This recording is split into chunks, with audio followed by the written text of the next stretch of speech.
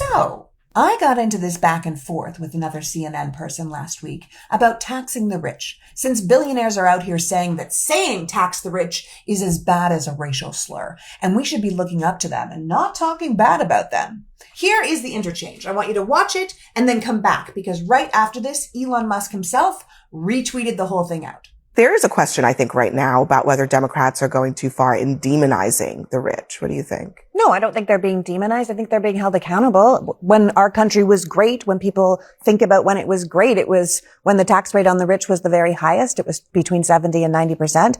This tax that Mamdani is suggesting is a luxury tax on second homes over $5 million for people who aren't living in them full time. So it's like a pied-à-terre tax. It's going to make about $500 million a year for the city. 98% of the city is for it. I don't know why we wouldn't want that. This idea that you can afford to live in a 200 million plus home that you don't actually live in and you can't afford to pay more taxes is kind of insane. I think this hurts no one.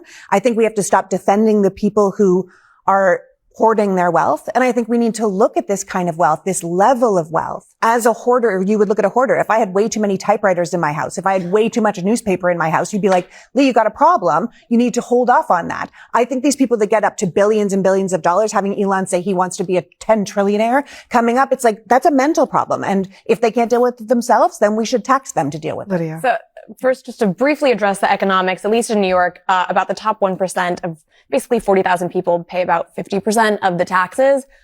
So if you look at the numbers, I think Mamdani is going to be a tough spot because people will continue to leave. So that's just the reality.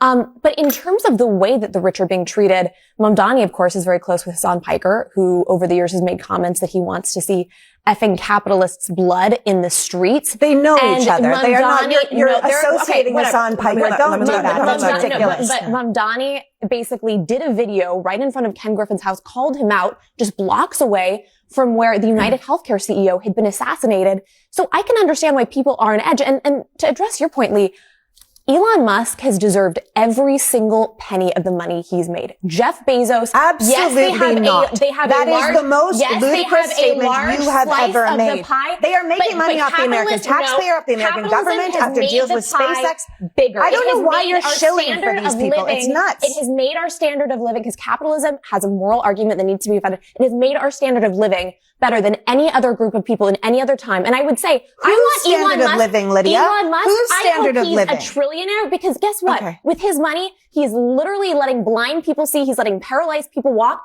I want him to have the money. Just say, not Elizabeth Warren, who's going to funnel it to fraud. He's letting blind people see and paralyzed people walk. I think, what are we doing? Have you heard of Neuralink? Have I heard of Neuralink? Does it work, babe? Lydia's point about capitalism. God, this is so freaking insane. So that was what it was. Until Elon picked up the exchange and retweeted the part where Lydia glazes him to his 240 million followers, which means I have spent the last couple of days just being relentlessly bullied online. I've been called every name in the book. My face is everywhere. I'm insulted to everything from my hair, to my politics, to my brain. It's been a lot. But here's what I don't understand. If you're one of the hundreds of thousands of people ragging on me right now, do you not see that I'm on your side? That I was the one arguing that billionaires should pay more in taxes so that regular people's lives are better? That I was the one pointing out that since 1975, $80 trillion has been transferred from the bottom 90% to the top 1%? That the wealth concentration in this country has reached an existential crisis that's a threat to our very democracy, because these very people like Elon and Peter Thiel and Mark Zuckerberg are buying the politicians and writing their own policy now? Lydia's out here arguing that they should be able to do whatever they want. That we are just lucky to be able to witness these people's meteoric rise to power, despite the fact that that came from tax policy that suited them and government contracts that were given to them. She says everyone's standard of living is better now. I mean, sure, yeah, everyone's standard of living is better compared to history. We are doing much better than the humans in the Dark Ages or the Civil War or the Great Depression. But the American standard of living right now is not very great. We might have more money than we ever did as a country, but it's concentrated in fewer hands. We may have better healthcare than we ever did, but can we afford it? We might live longer than we ever were, but are we enjoying ourselves? Now, billionaires are certainly doing better, but the rest of us, I would say, are struggling. And it's only going to get worse as those same super rich guys automate everything and fire as many human workers as possible so they can make even more money. And for the record, with that interchange about Neuralink, I know about Neuralink. But as of 2026, we've had just over 20 human trials, and not all of them were successful. 20 people. So listen, I hope that Neuralink works. I really hope it works. It would be wonderful. But acting like the guy who did a full Nazi salute on stage is Jesus Christ healing the sick, it's honestly a bit cringe. At the end of the day, I'm fighting for regular people. So like the 300 million of us who aren't super wealthy. But I'm the stupid, ugly cunt without a brain. And the person who's holding up Elon is the genius.